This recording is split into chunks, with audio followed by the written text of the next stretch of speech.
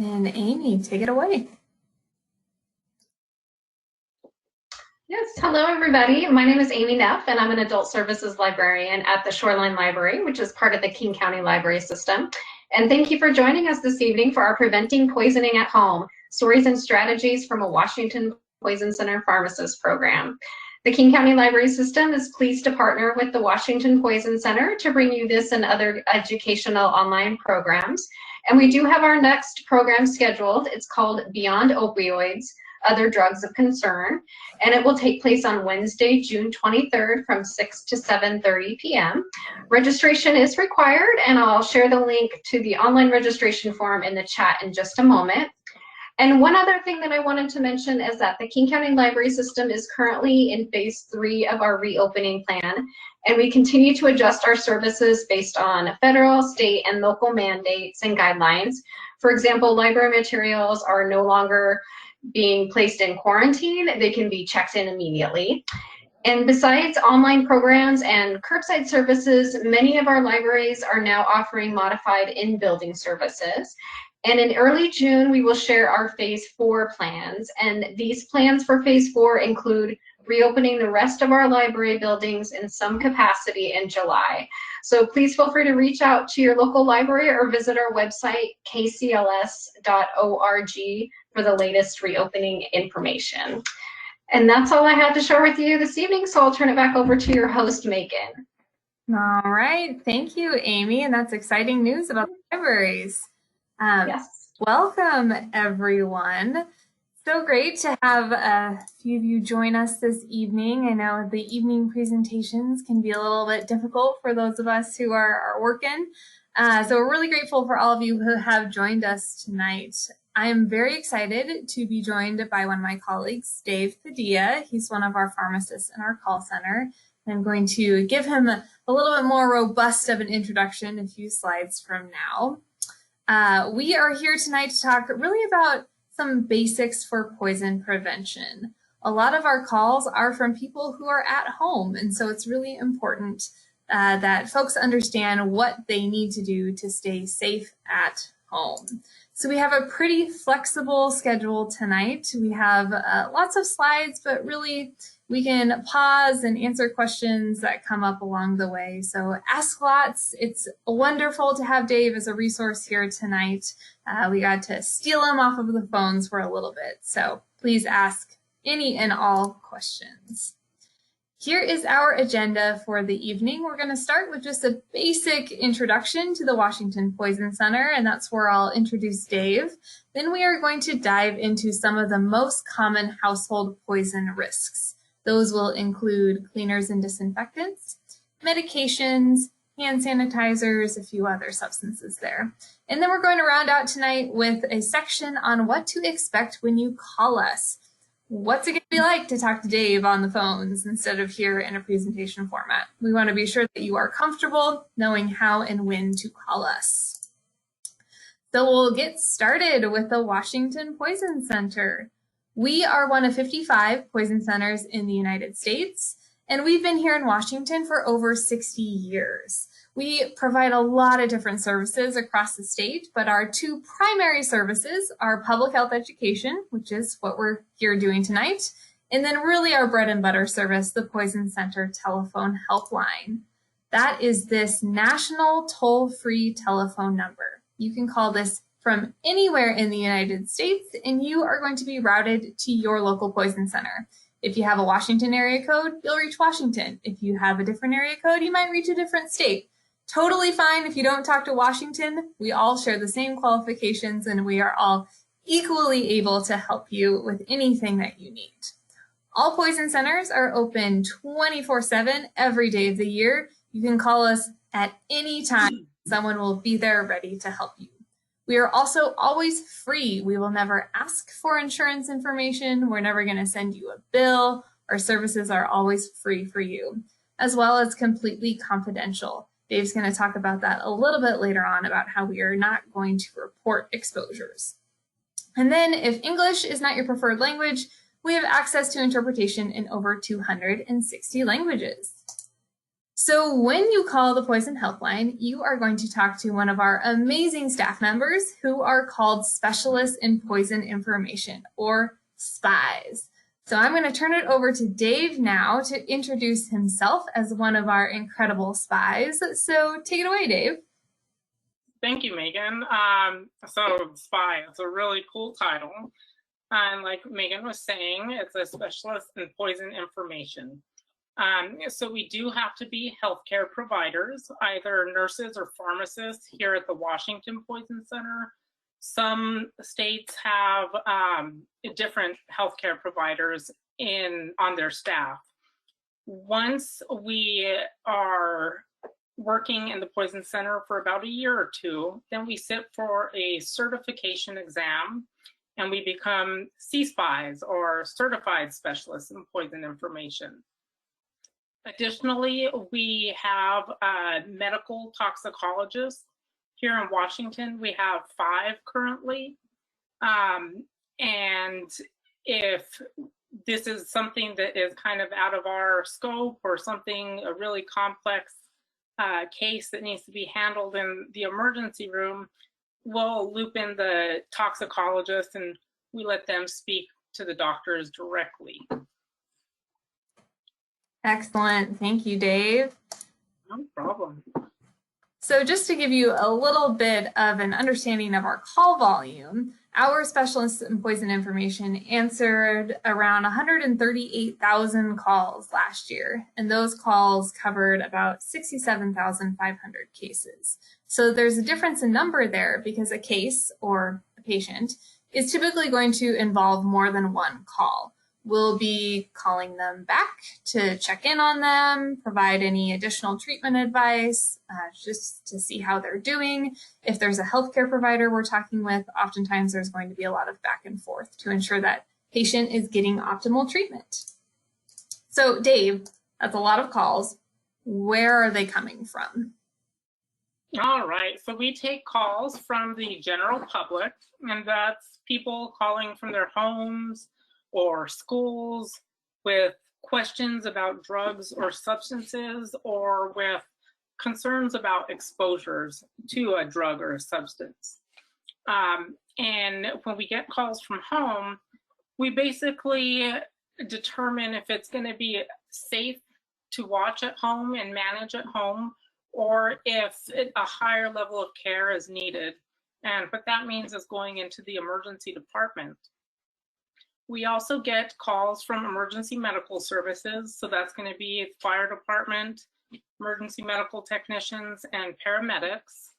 And they give us a call typically when they are on scene with some kind of an exposure to a substance or a drug. A lot of times this ends up being a drug overdose, or even exposures to chemicals or gases that are accidentally formed by mixing cleaning substances together, which we highly discourage. And more on that to come. Yes. Finally, we get a lot of calls from healthcare facilities, specifically emergency rooms. And so we are the people that the emergency room doctors call when they need help in managing a patient that has been poisoned. And so we're the experts that the experts call, and we let them know kind of what to watch out for and how to keep the patient alive, and also the severity of symptoms that they can expect from, a certain exposure. Great. And so who are these calls typically about? So most of our calls, almost half of them, are about children under the age of 6. And this is most of the time kids being normal kids, putting things in their mouths, trying things, getting into things that, their parents don't want them in, but toddlers, young children up to age 5 or 6, they are very determined little individuals. And a lot of times it's impossible to keep your eyes on your child 24 hours a day, 7 days a week. And so when a child does get into something, for an example, a common call that I just had before I got on here was about melatonin. And the person I was talking to was very concerned because their child found the melatonin gummies and ate more than what the recommended dose was. And so in that case, I went ahead and let them know that it's very safe to watch at home. The child is likely going to get tired, and that it's going to be okay for them to go to sleep. The other half of our calls, or a little more than half of our calls, are regarding teens, adults, and older adults, and these tend to be more serious. A lot of times they are exposures that are intentional. So somebody is trying to do something, or they're doing it with a purpose, either a purpose to harm themselves, a purpose to get some kind of high or some kind of intoxication, or trying to make something work better by taking more, which is not the answer the majority of the time. All righty, thanks for covering all of that, Dave, and really explaining the details on who we are getting calls about. So we are going to focus on folks who are at home tonight, and Dave is going to walk us through a bunch of different potential poisons that you might encounter in the home. But to really get us set up first, he is going to define for us all what in the world we mean by the word poison. So a poison is a product or a substance that can be harmful if it's used in the wrong way, by the wrong person or in the wrong amount. And so basically anything can be a poison. We have a saying in toxicology that says, the dose makes the poison. How much of it you're getting is really going to determine the effects that we can expect.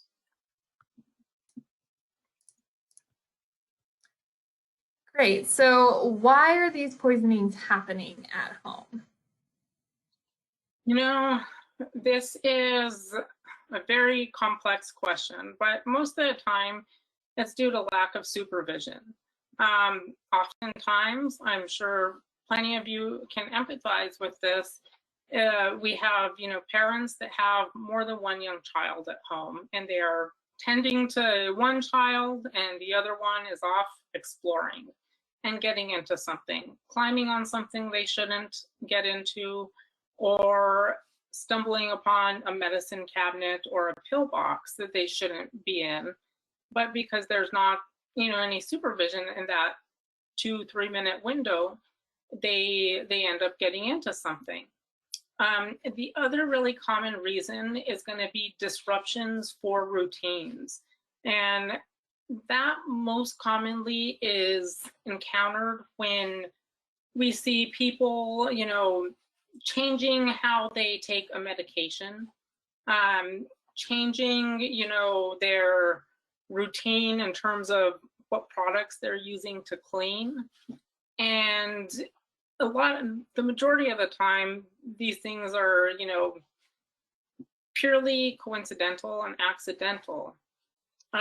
The next thing is going to be seasonal type risks. So now in the spring and summer here in Washington, we start to see more insects come out. And so we get a lot of calls about spider bites, insect bites, exposures to rat or mouse feces when somebody is, cleaning out their shed or putting their winter stuff in for the summer. Other things that we kind of see are a lot of medication errors. And so generally we'll see older adults call and they've accidentally taken, a double dose of their medication. Another common scenario is they will get the wrong concentration.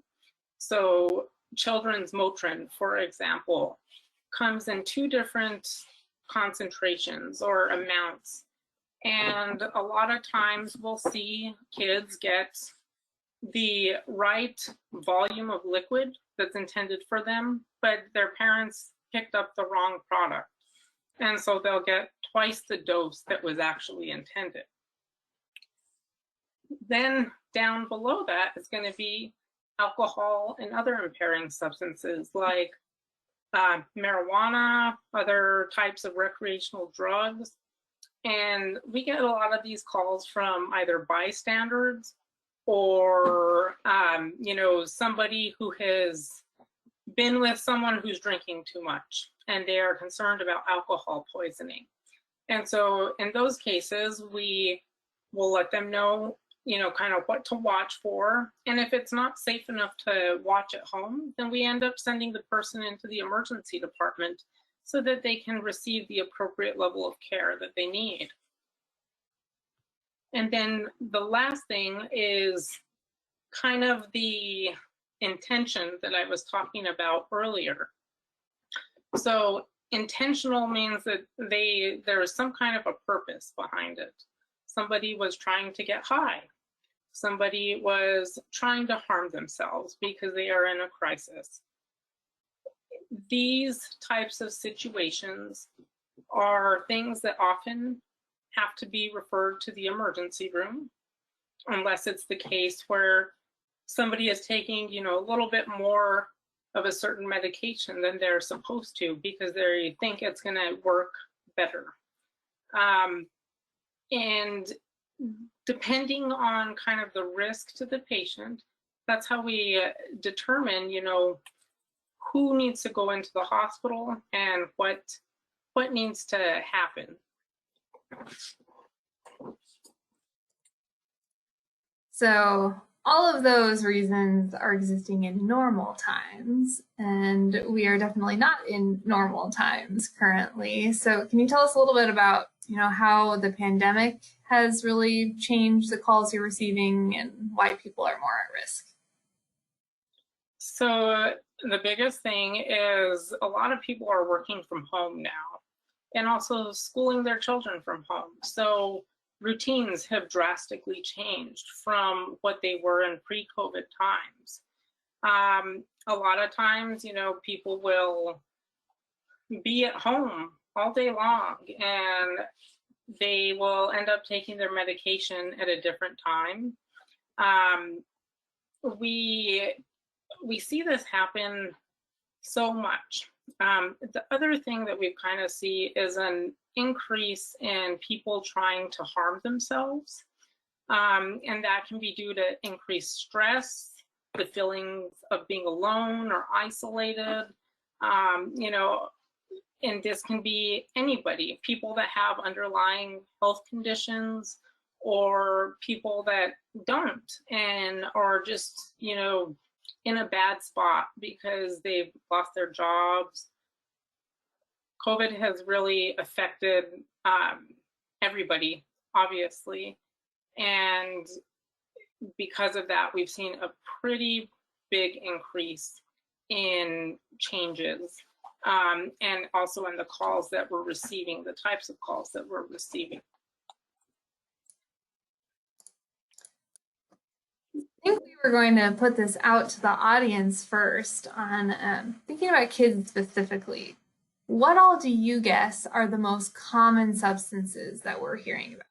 Dave has definitely mentioned a few already, but what are your guesses on some of the most common things kids are getting into? Just go ahead and pop that in the chat box.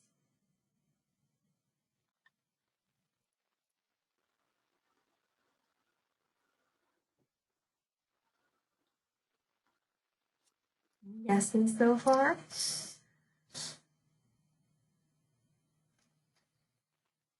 I'm interested to see what everybody's going to say.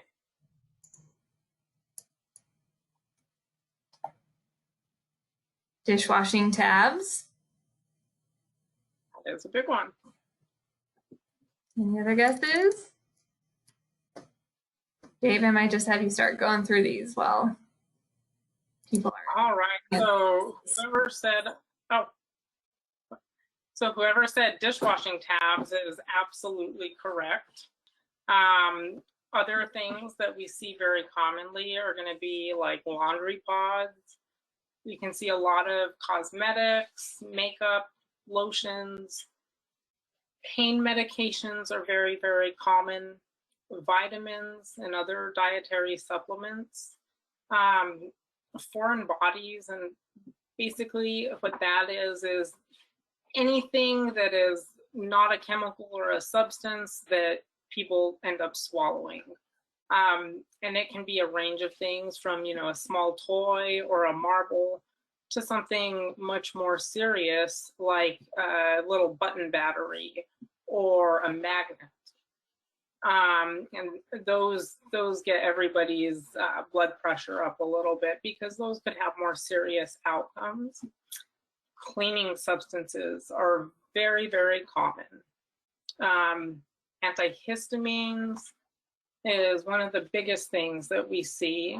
And we also see a lot of plants and creams like anti-itch creams or steroid type creams. And because cannabis is also legal in Washington, we do see a lot of calls with young children getting into cannabis products. The common theme that we see in all of these is going to be access, most often than not. And so a lot of these exposures can be prevented just by how you store products and where you store products. The best thing is going to be to keep it out of sight, out of eyes. One thing I do tell people is that, especially children, people that have young children like toddlers, just because they couldn't do something last week, like open a cabinet or open a certain container, doesn't mean that they can't do it this week, because they're changing and developing so rapidly. And so parents have to be on top of things like this, and it can almost be daunting at some points, because your toddler is not really getting into things, hasn't really ever shown behavior of putting substances in their mouth, and then all of a sudden they find a vitamin, or they'll find grandma's medications, and they end up getting into them because they think they're candy. Thank you, Dave, for that great overview of the importance of safe storage. And you're going to hear it so much throughout this presentation, and lots of more specific tips too about what exactly needs to be stored out of sight and out of reach. So we're going to start diving into some of our specific topic areas now, starting with household chemicals, which I know for the Poison Center is a very, very broad category. So I'll let Dave tell us what in the world we're including in this. So this can be anything from like cleaning products and disinfectants, Clorox wipes, laundry soap, dishwashing detergent. A lot of times we'll see pesticides like from products like Raid or Roundup, fertilizers, and we see a lot more. Nicotine products is actually a pretty common thing. Mouthwashes, dental products. Oh, dental products can be very, very scary because they make some of these toothpastes for children that taste really well, and then you have a child that'll sit there and eat an entire tube, and we get worried that it could cause some kind of injury to the stomach or to the intestines. Once again, the common theme in all of these is going to be access and where they're stored.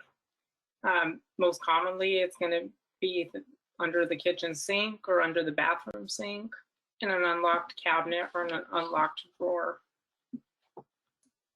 So obviously we are in COVID times right now, and some of the most common exposures that we're hearing about have to do with cleaning products. We're all cleaning so much now, so it's bound to happen that there are exposures. So Dave, could you walk us through this data? Give us a few examples, tell us what we're seeing here. Yeah, so this graph is showing data based on the number of cases that we received in 2019 and then comparing it to the same time in 2020. And this all has to do with household cleaning products in people of all ages, from young children to adults. A lot of times these are due to accidents or, because of COVID specifically, improper use of cleaning products, mixing cleaning products together, which can generate a toxic gas depending on the type of product. Earlier in 2020, we would see people that were drinking certain chemical substances because they were under the impression that it could help prevent exposure to COVID or help treat COVID. So in 2019, we saw 4,541 cases in all age groups. In the same time, in 2020, we saw 5,328 cases. And that's, a pretty large increase considering the population has remained pretty constant in Washington. And the other data that we have on here talks about exposures in children from the ages all the way up to 5 years, 0 to 5 years. These are going to be mainly accidents. And the parents can be using the product, so it's out of its storage area, and they briefly turn their back. That's all it takes for a child under the age of 5, because a lot of times they're watching you, and they're watching when mom and dad aren't paying attention, and that's their opportunity to get into something.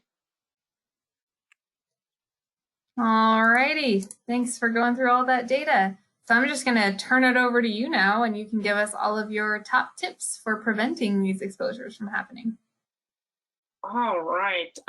So the thing that we think about with any kind of exposure are the route that you're exposed to it. And not everything means that it's ingested. When I talk about the route, that means you could get a chemical on your skin. That means that, you're spraying something and you get some backsplash into your eye and get something in your eye. Ingestion is something that we do see. And you can see a lot of other routes of exposure. So inhalation, so through the lungs, is one thing. The best way to kind of avoid any exposure is going to be using proper protective equipment. And so don't just be cleaning with a substance that is, could be real irritating or damaging to the skin. You want to wear gloves. If you're working with something that can generate certain fumes, you want to make sure that your windows are open or that the area is well ventilated. The best way to prevent all of these is going to be reading and following all the directions and safety warnings that are on the label. And that sounds like a very easy thing to do, but a lot of times we're, so used to our routines, and we'll get a product and, it could be a Clorox product. Clorox makes so many different products. And you think, okay, well, I'm going to use this to disinfect something. I'm not going to, open the doors or windows. And then you accidentally spray it on another chemical, or you're running short and you end up mixing things together. A lot of times product labels will tell you very, very clearly and very specifically, this is not going to be safe to do in an area that it doesn't have a lot of ventilation. this substance can cause burns. Therefore, you want to wear gloves. You want to avoid any contact on the skin. And then it also gives instructions for what to do if you do get a hold of something. One thing is concentrated products. A lot of times people will think that something that should be diluted, or you get a cleaning product that you're supposed to add water to it, and they'll think, oh, it's going to work better if I just use it like this. And that's not always the case, because when these products are actually developed, they take all of this into consideration when they're developing the product. And so the directions for use are the directions that are going to give you the best results, where the product is going to work most efficiently, and where the risk to the person using it is going to be pretty minimal. So the big thing is just read the label. And if you have any questions, that's something that you can call the Poison Center for, because you don't necessarily need to be exposed to something to give us a phone call. You can call just for information as well. And we'll let you know exactly how to use the product or any precautions that you need to take when using that product.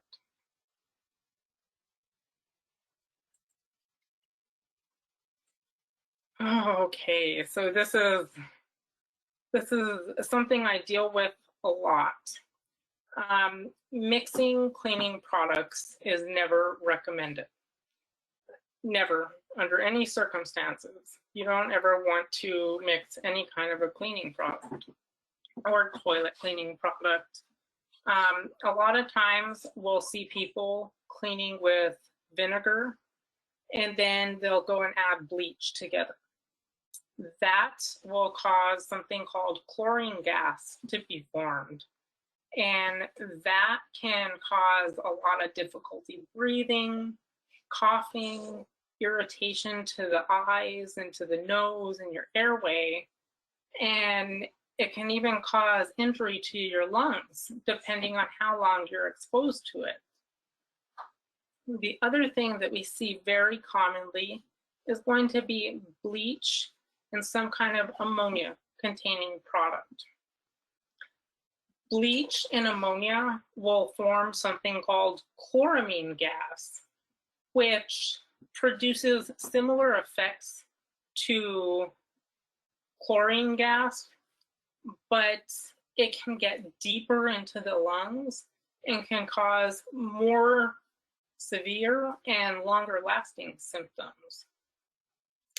Other thing that we see a lot of is bleach and rubbing alcohol. And that can form chloroform, which can make people go unconscious.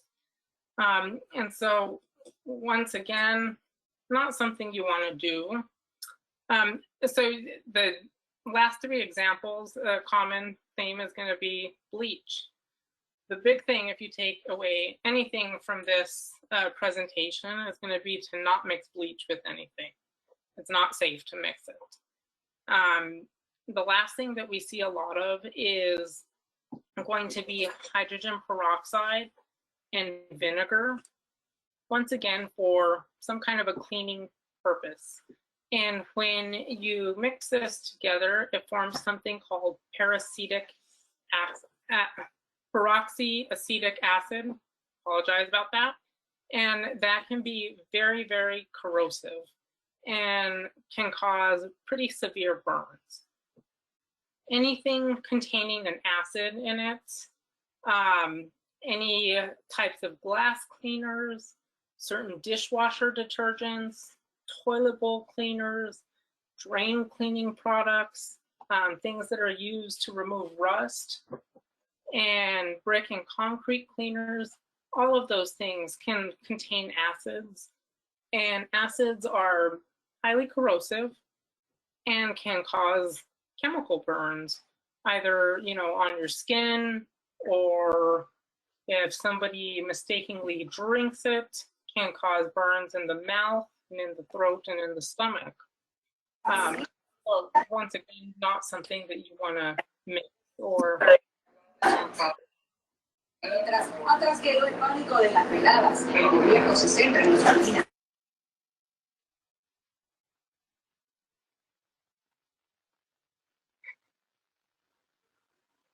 I couldn't make that out.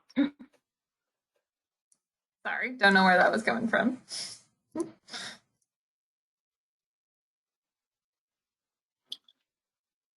Okay, another thing that we have seen a lot of during COVID times is people that are using cleaning products on food. And that a lot of times can expose you to the product and can cause symptoms like if you ingested it. Sometimes that's just, a bad taste. Other times that could be burns or a lot of irritation. And so the kind of take-home message there is don't use cleaning products to clean your food. You can get like vegetable scrubbing brushes that are made of silicone and specifically used to kind of clean off any fruits or vegetables. And really the best thing for any type of food product is just going to be running it under water. That'll remove most of any contaminant that's on there.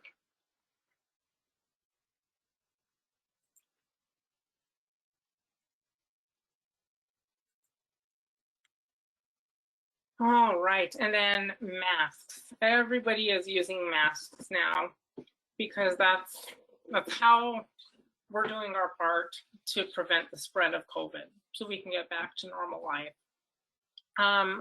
One thing that we have seen a lot of over the last year are people making their own masks and wanting them to be HEPA filtered. Because you hear this term on the news so often, people will go and buy these filters that are intended to be used in vacuums. And those filters are often treated with a lot of chemicals to help them work more efficiently in a vacuum cleaner. But when you start breathing it in, it can cause a lot of problems, particularly in people that have asthma or have COPD. And so we recommend against using any kind of a vacuum filter. The best way is going to just clean masks with soap and water. It'll be perfectly safe to put them in the washing machine with your clothes. But the big thing is you don't want to use any kind of a disinfectant or cleaning product on that. Because once again, as soon as you put that up to your face, you're going to be breathing those chemicals in. And we don't want to cause any damage to your airway or to your lungs.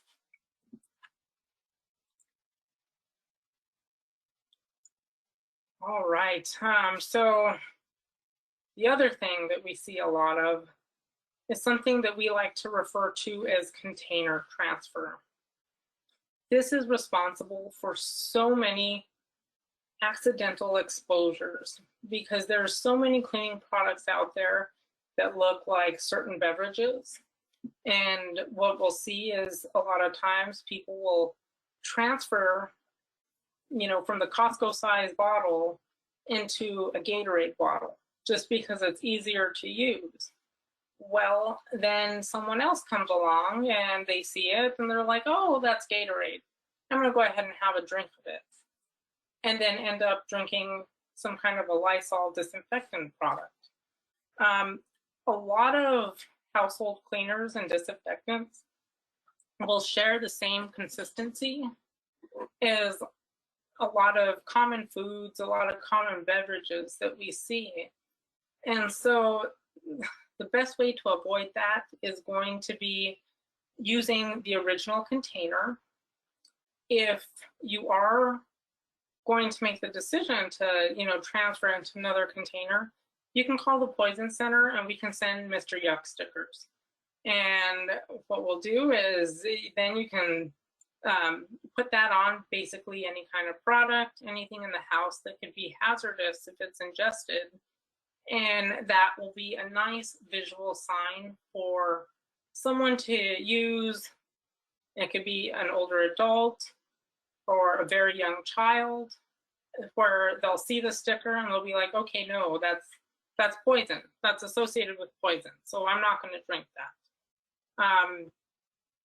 And then the other thing is going to be how we store products. Once again, store them out of sight, out of reach. High shelves are a great option, but once again, young children can climb up on things. I'm sure all of you that have toddlers deal with this on a daily basis, because I definitely get a lot of phone calls about it. And so the best way to kind of store products is going to be out of sight. If you have like a pantry or a garage, that would be the best place, because then you can avoid any temptation that a child might see or it might have when they do see that product.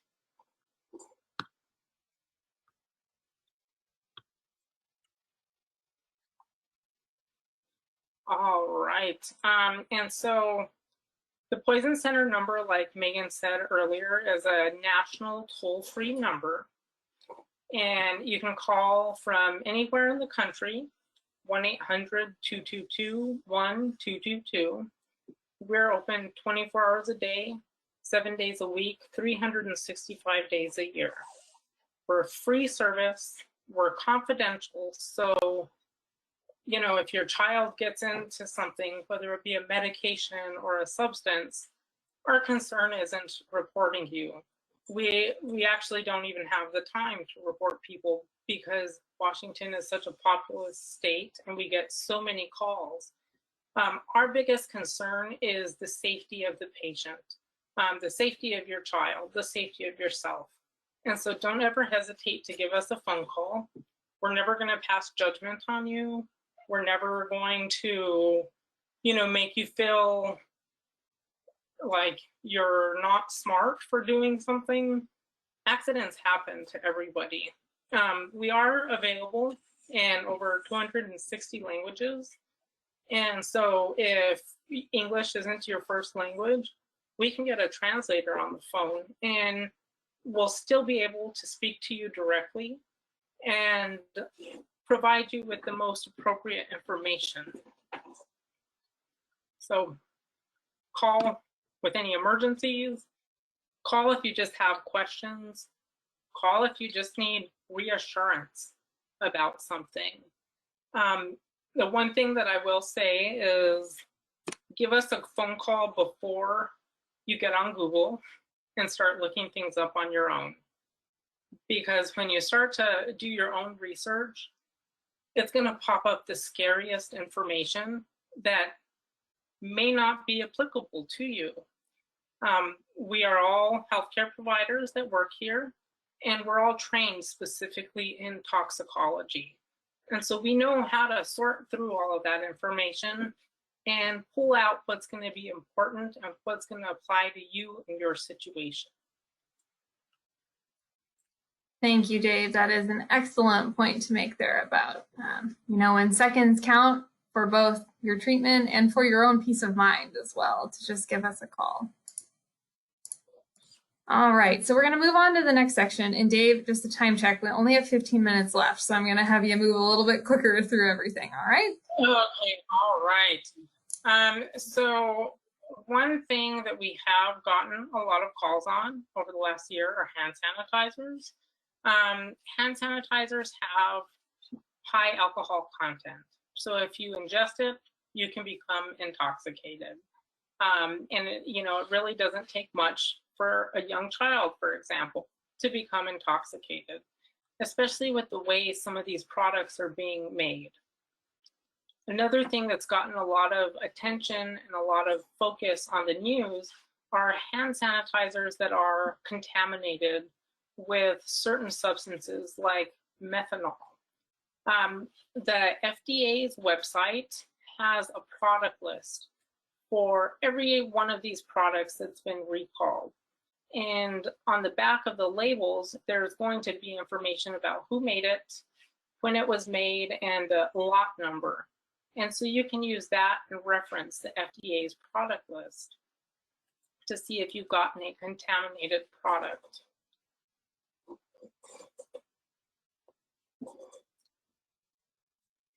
All right, and so once again, we've seen a lot of increases in overall exposures, both in young children and adults.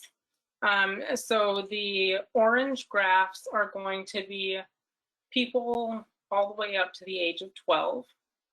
And then in the blue is going to show people from the age of 13 to 85 years old. And as you can see here, both under 2019 and 2020, both of these numbers, both of these graphs increase because there's more hand sanitizer floating around. Everybody is using it these days. So inevitably, there's going to be more chances for people to get exposed or use it improperly.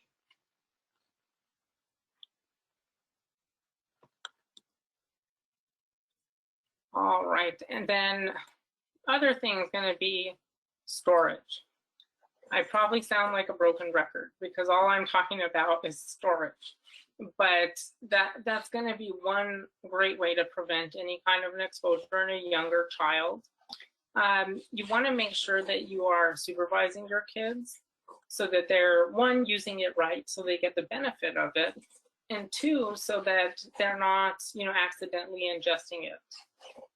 You want to use a small dime-sized amount. You want to rub your hands together just like you would if you're washing your hands. And you want to do that for a minimum of 20 seconds or until they're dry. And then you want to keep bottles out of sight and out of reach when they're not in use. Once again, kind of difficult in the age of COVID since we're all using it so frequently. But just taking it out of sight, out of reach, great way to prevent any kind of exposure. Excellent. So we're going to move into medications now. And just before I turn it back over to Dave, for reference to you all, you should see a materials section on your attendee control panel. And there are a bunch of medication management materials that have been uploaded in there that Dave will cover throughout this next section. All right, take it away, Dave. All right.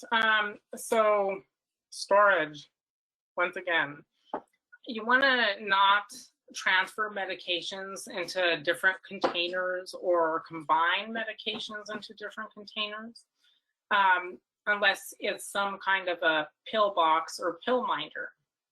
The important thing for this is that, if we have someone that's filled a prescription and their child gets a hold of it, when you're giving us a phone call, we'll have you count how many is remaining.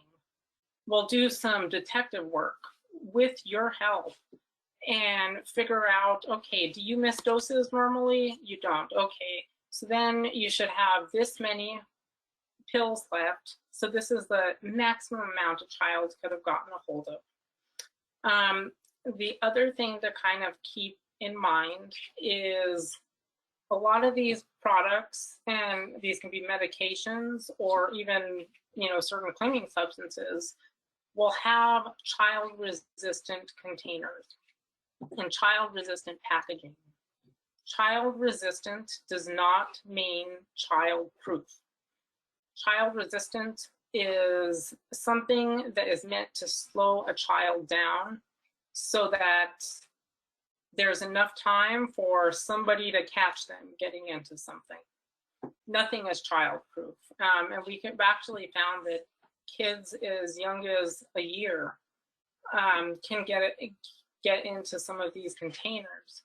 And the one thing that we don't like doing, but we will do if it's necessary, if it is in the child's best interest in terms of their safety, is refer you into the emergency room. If there's no way that we can't determine you know, did this person get a toxic amount or not, then you're going to end up spending, you know, a few hours in the emergency room that night.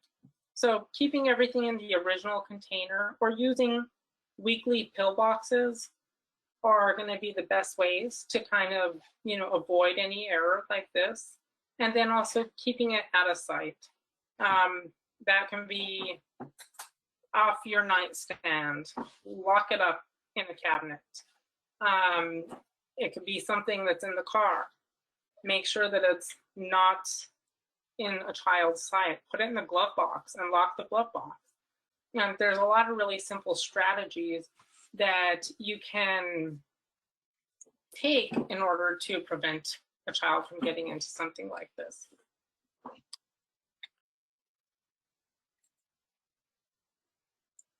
Oh, and then the one thing that, you know, a lot of people do is you'll get a prescription from your doctor and then that prescription will change.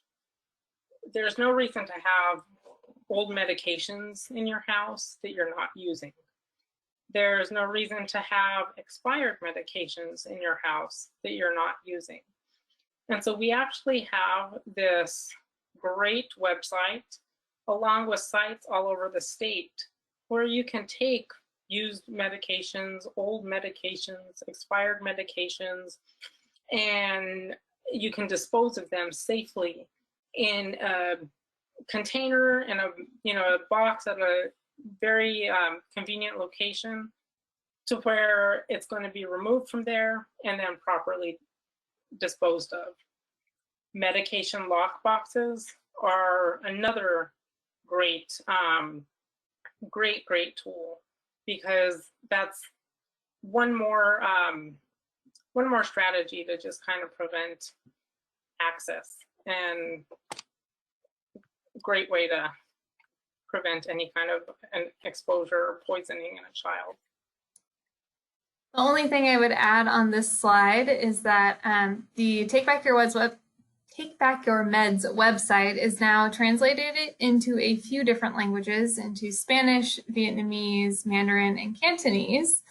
And then also, if you see on the image on the slide, there are a bunch of green envelopes as a symbol. So those are sites where you can pick up mailback envelopes, which is great. It's especially helpful in rural areas, but we have a bunch of those sites here in King County as well. So you can grab an envelope and then mail back any of those meds.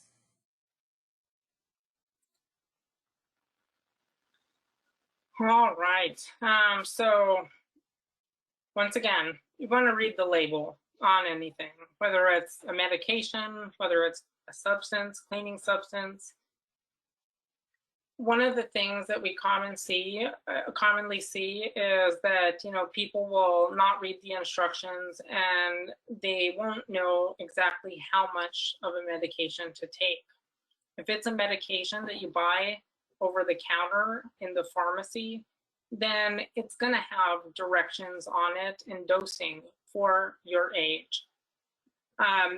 The other thing is going to be following the instructions on the medication label itself if it is dispensed medication. And if you need any kind of clarification on that, that's something that you can give us a phone call for. One thing is going to be using the dosing cups, the dosing syringes that come with the specific product in question. And so a lot of times what I'll tell parents to do is, you know, rinse out the dosing cup right away and then put it right back onto the bottle, or tape it to the bottle so that the next time you use that, you know you're going to be using the correct dosing cup, and therefore minimizing any chances that you could be giving the wrong dose of something. Same goes for any oral dosing syringes. And then one common thing that we really see are, you know, you have a sick child and parents will both be giving medication and then somebody gets a double dose. So the best thing is going to be use some kind of a log, sticky note, whiteboard, something that is documenting when you're taking the medication or when you're giving the medication.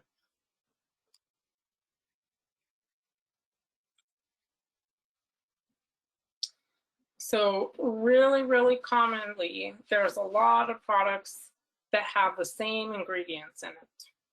And that can be brand name products like Dayquil or the Kroger brand of it. A lot of these products will have the same ingredients, like acetaminophen, which is the professional scientific name for Tylenol. Everything has Tylenol in it.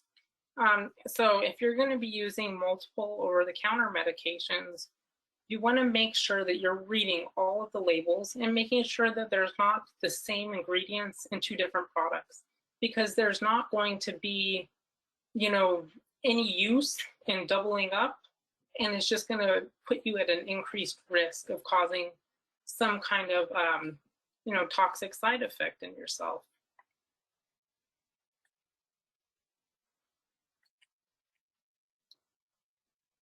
Okay, so medication lists.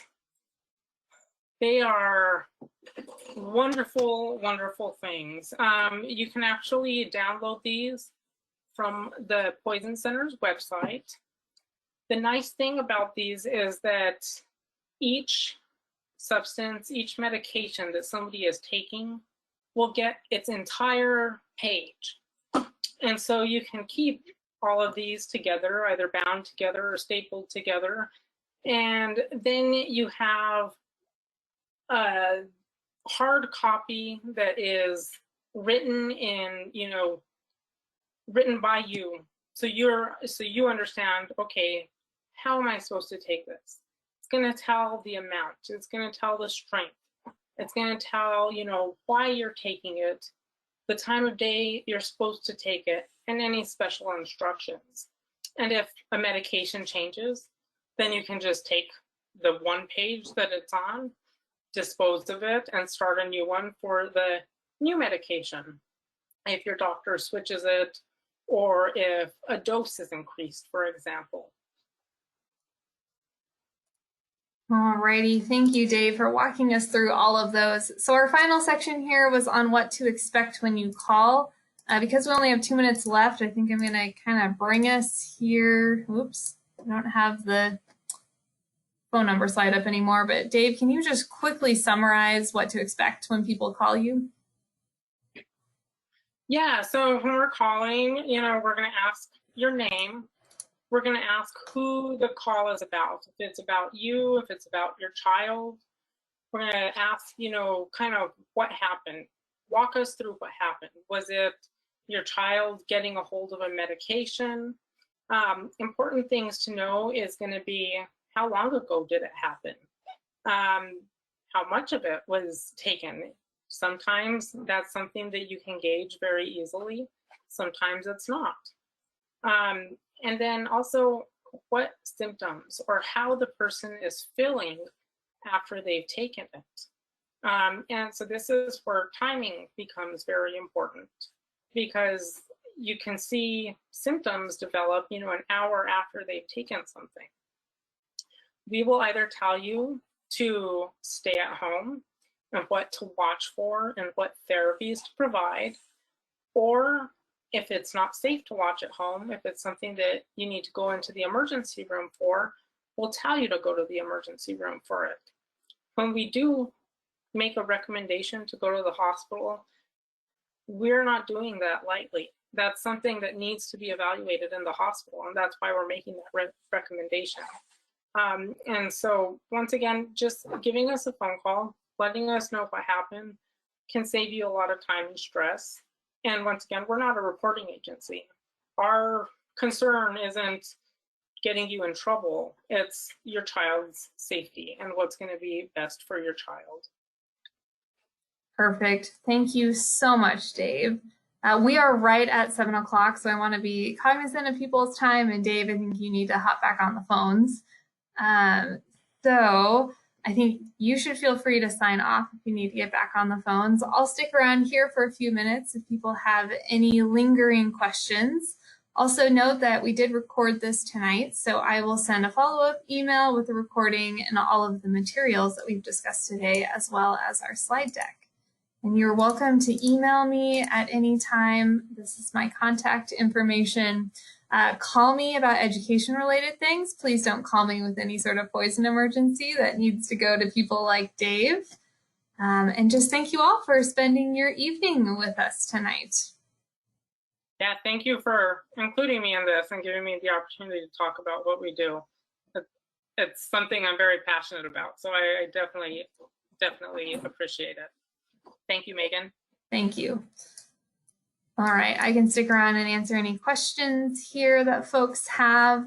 Amy, did you have any last thoughts that you wanted to share? No, nothing else to add, but thank you very much to everyone in our audience for joining us this evening, and thank you to Megan and David from the Washington Poison Center. Perfect. Thank you, Amy. And for those of you who are still here, I am going to launch one quick poll just to see what future education you would like to hear from us about.